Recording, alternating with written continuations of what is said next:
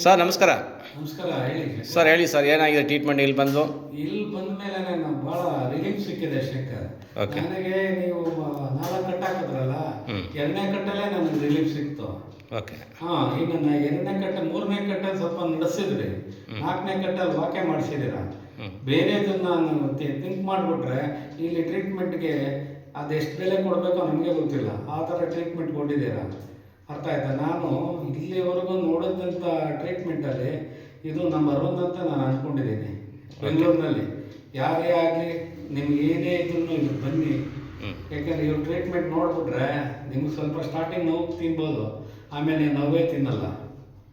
2 ಕಟ್ಟಲ್ಲಿ ನೀವು ನೋವು ತಿನ್ಬೋದು ಅನಿಸುತ್ತೆ. ಆಮೇಲೆ 2 ಮಸಾಜ್ ಮಾಡ್ತಾರೆ, 4 ಕಟ್ಟಾದ್ಮೇಲೆ 2 ಮಸಾಜು. ಆ ಮಸಾಜು ನೀವು ಕ್ಲಿಯರೇ ಹೋಗ್ತೀರ. ಯಾವುದೇ ಆಗಲಿ ನಿಸ್ಸಂದೇಹವಾಗಿ ಇಲ್ಲಿಗೆ ಬನ್ನಿ.